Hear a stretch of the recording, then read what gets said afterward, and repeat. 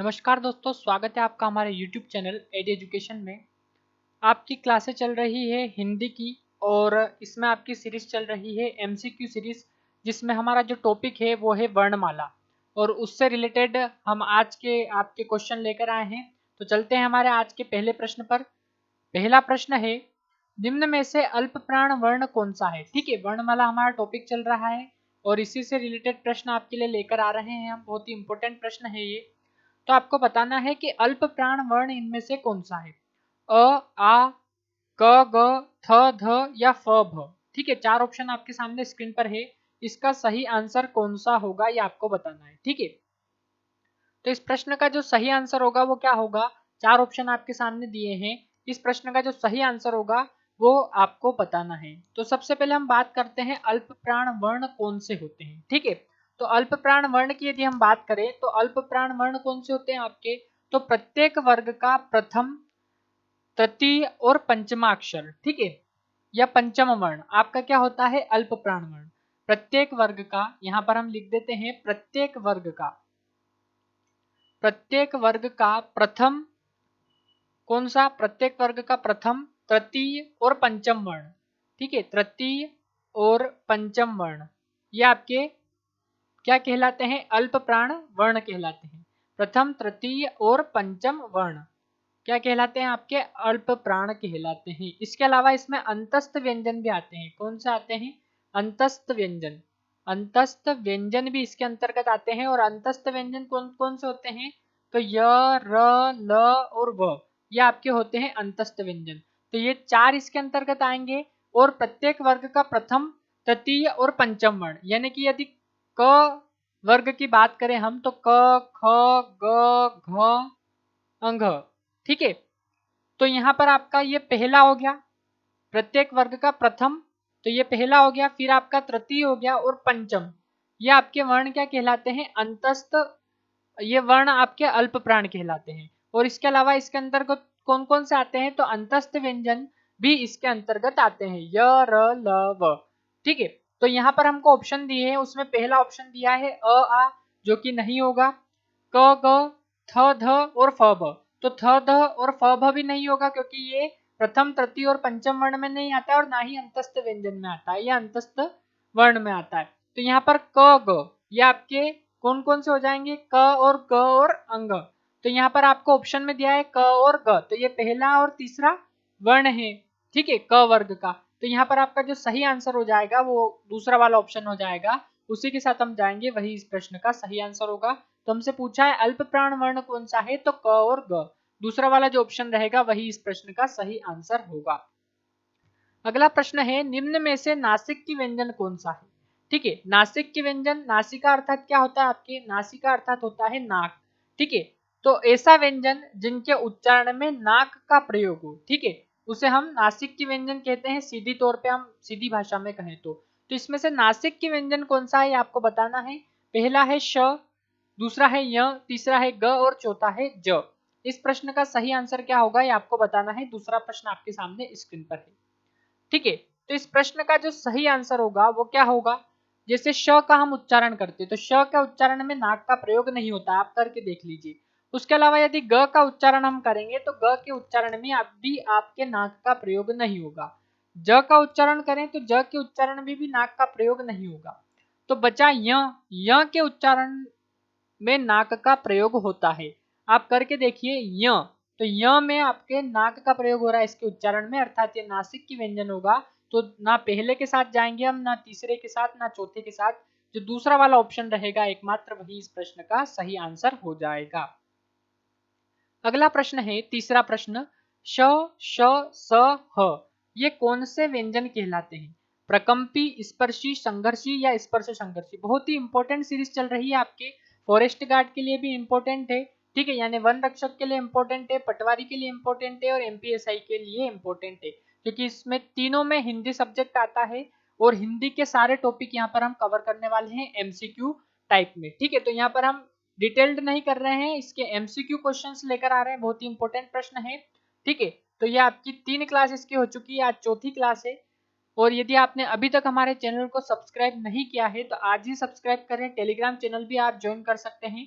इस वीडियो के डिस्क्रिप्शन में आपको टेलीग्राम चैनल की लिंक मिल जाएगी, वहां से हमारा टेलीग्राम आप ज्वाइन कर सकते हैं।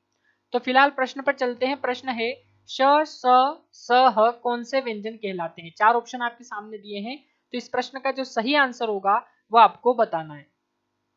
ठीक है, तो इस प्रश्न का जो सही आंसर होगा वो क्या होगा, ना तो प्रकंपी कहलाते हैं, ना ही आपके स्पर्शी कहलाते हैं, और ना ही स्पर्श संघर्षी कहलाते हैं। ये सिर्फ संघर्षी कहलाते हैं, यानी कि जो तीसरा वाला ऑप्शन है उसी के साथ हम जाएंगे, वही इस प्रश्न का सही आंसर होगा। तो आप यहाँ से ध्यान रखिएगा कि श, श, स, ह ये कौन से व्यंजन कहलाते हैं, तो ये संघर्षी व्यंजन कहलाते हैं। अब यहाँ से प्रश्न बन जाता है कि श, स, स, ह क्या है, तो ये आपके व्यंजन है, और व्यंजनों की संख्या कितनी होती है, तो 33 होती है व्यंजनों की संख्या। यहाँ से प्रश्न ये भी बन सकता है स्वरों की संख्या कितनी होती है, तो कंफ्यूज नहीं होना है, स्वरों की संख्या आपकी 11 होती है, और 2 आपके अयोगवाह होते हैं। कौन कौन से, तो अम और अह, ये आपके क्या हो जाते हैं, ये हो जाते हैं अम और अह, ये आपके हो जाते हैं अयोगवाह।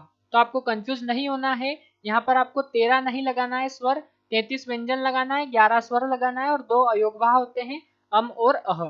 ठीक है, उसके अलावा हिंदी में कितने वर्ण होते हैं, तो पहले ये प्रश्न हम आपके लिए लेकर आ चुके हैं, तो हिंदी में 52 वर्ण होते हैं। ठीक है, तो इस प्रकार भी आपका प्रश्न बन सकता है। तो फिलहाल तीसरे का जो सही आंसर होगा वो होगा तीसरा वाला ऑप्शन संघर्षी। अगला प्रश्न है निम्न में से कंठ ध्वनियां कौन सी है।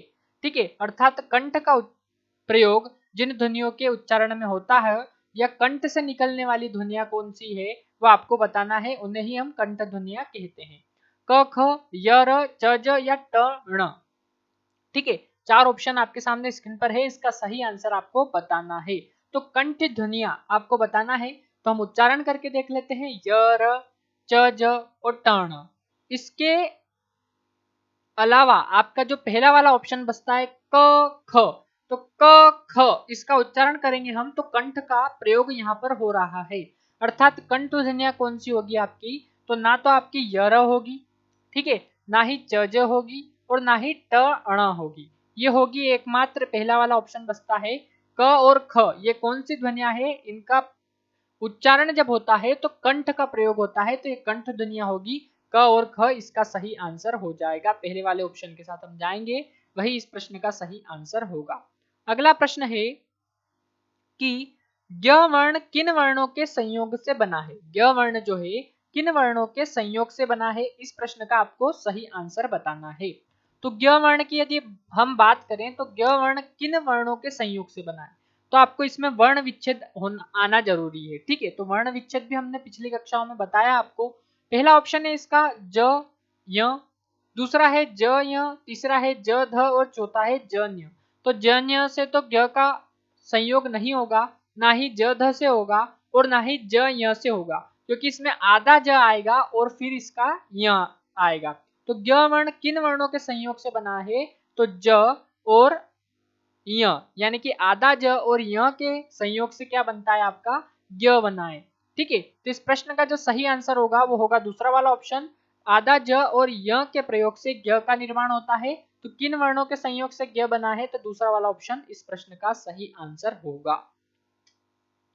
अगले प्रश्न का रुख करते हैं। अगला प्रश्न आपके सामने स्क्रीन पर है, छ ध्वनि का उच्चारण स्थान है। ठीक है, छ का हम उच्चारण करते हैं तो इसमें जो ध्वनि निकलती है उसका उच्चारण स्थान कौन सा होगा, दंत्य होगा, ओष्ठ्य होगा, तालव्य होगा या वत्स्य होगा।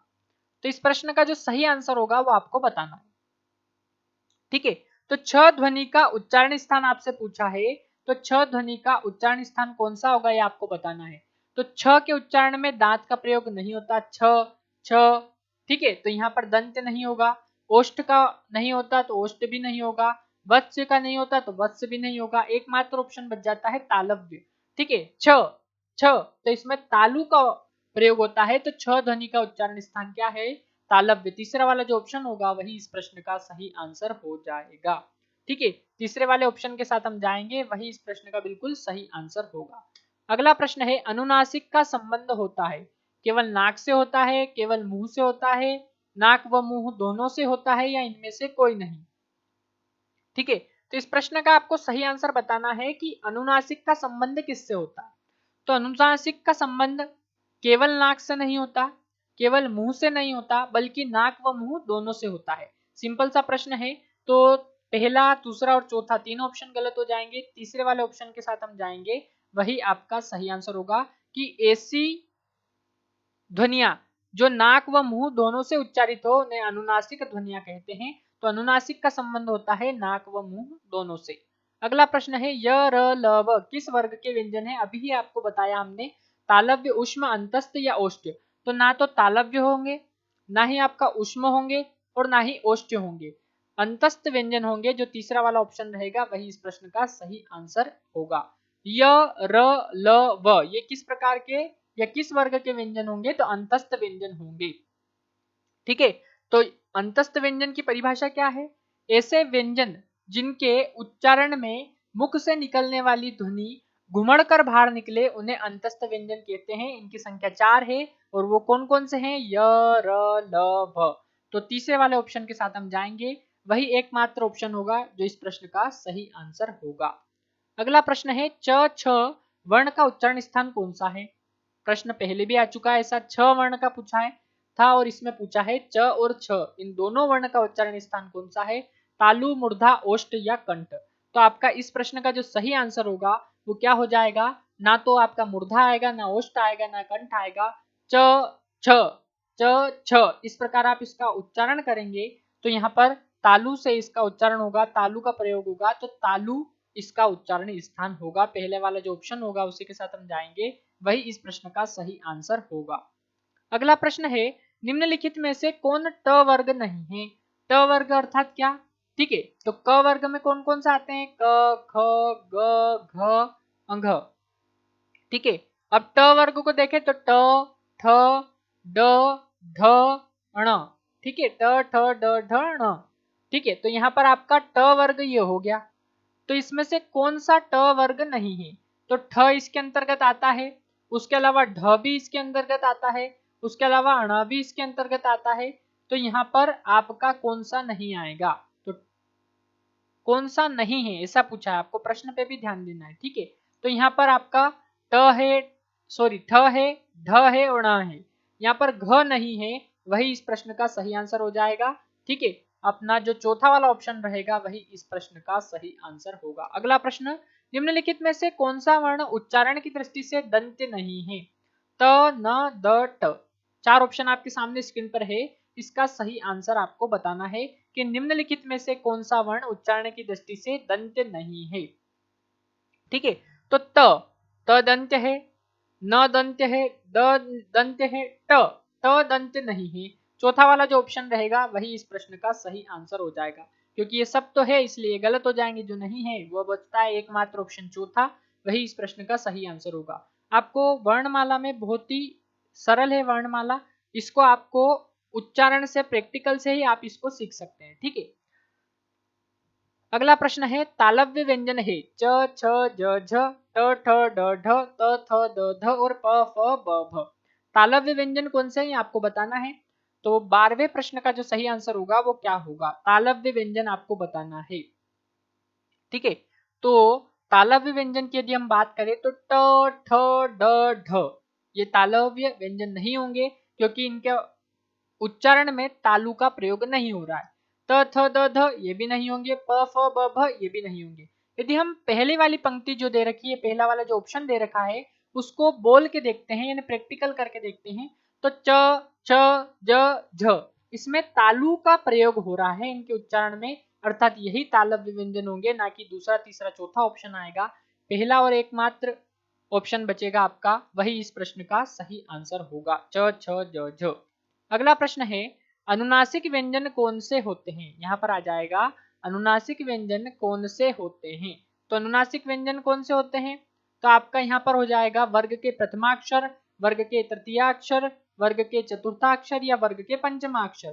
तो अनुनासिक व्यंजन ना तो वर्ग के प्रथमाक्षर होते हैं, ना तृतीयाक्षर, ना ही चतुर्थाक्षर। वर्ग के जो पंचमाक्षर होते हैं वह होते हैं आपके अनुनासिक व्यंजन। चौथे वाले ऑप्शन के साथ हम जाएंगे, वही इस प्रश्न का सही आंसर होगा। अगला प्रश्न बहुत ही इंपॉर्टेंट हो जाता है कि स्थान के आधार पर बताना है आपको कि मूर्धन्य व्यंजन कौन से हैं। ग, घ, ज, झ, ड, ढ और प, फ। तो स्थान के आधार पर आपको बताना है मूर्धन्य व्यंजन कौन से हैं। इस प्रश्न का सही आंसर क्या होगा वो आपको बताना है। तो ना तो ग घ, ना ज झ और ना प फ, ड ढ, ये है आपके मूर्धन्य व्यंजन। तीसरा वाला जो ऑप्शन रहेगा उसी के साथ हम जाएंगे, वही इस प्रश्न का सही आंसर हो जाएगा, ना कि पहला, दूसरा और चौथा। जो आपके ड ढ होते हैं ये मूर्धन्य व्यंजन होते हैं, ठीक है, ये आपको ध्यान रखना है। स्थान के आधार पर ड और ढ मूर्धन्य व्यंजन के अंतर्गत आते हैं। अगला प्रश्न है, घ का उच्चारण स्थान कौन सा है? मुर्दा, कंठ, तालु और दंत। चार ऑप्शन आपके सामने स्क्रीन पर है, इसका सही आंसर क्या होगा ये आपको बताना है। घ का उच्चारण स्थान कौन सा है? तो घ का उच्चारण स्थान कौन सा है? मूर्धा, कंठ, तालु और दंत, इन चारों में से आपको सही आंसर बताना है। तो आपके घ के उच्चारण स्थान की बात करें हम, तो घ का उच्चारण स्थान कैसे होगा? मूर्धा का प्रयोग इसमें हो रहा है क्या? कंठ का हो रहा है, तालु का हो रहा है या दंत का हो रहा है? तो दंत का तो नहीं होगा। घ में दंत का प्रयोग कहीं भी नहीं होगा, दंत यानी दांत। तालु का भी नहीं होगा और ना ही मूर्धा का होगा। घ कहां से निकल रहा है आपका? घ कंठ से निकल रहा है, तो यहाँ पर उच्चारण स्थान इसका हो जाएगा कंठ। ठीक है, जो दूसरा वाला ऑप्शन रहेगा उसी के साथ हम जाएंगे, वही इसका सही आंसर हो जाएगा। अगला प्रश्न है, क ग ज फ ध्वनिया किसकी है? अब आप देख रहे होंगे कि क और क इन दोनों में अंतर है, ठीक है। इसी प्रकार ग और आपके जो ग है इन दोनों में अंतर है। क्या अंतर है? तो यहाँ पर आपका क्या है? नुक्ता लगा हुआ है। क्या लगा हुआ है? नुक्ता। तो यहाँ पर आपकी जो ध्वनियां है वो कौन सी है? संस्कृत की है, यहाँ पर ती लग गया है, जबकि ये आगे आएगा संस्कृत। अरबी फारसी की है, अंग्रेजी की है या दक्षिण भाषाओं की? तो क ग ज फ ये ध्वनियां आपकी अरबी फारसी की ध्वनियों के अंतर्गत आती है, ना कि संस्कृत, अंग्रेजी और दक्षिणी भाषाओं की। तो दूसरे वाले ऑप्शन के साथ जाएंगे हम, वही इसका सही आंसर हो जाएगा। अगला प्रश्न है, निम्नांकित में से आपको बताना है कि नवीनतम विकसित ध्वनिया कौन सी है? ख ग उ ए ओ और श स। तो नवीनतम विकसित ध्वनिया कौन सी है ये आपसे पूछा है।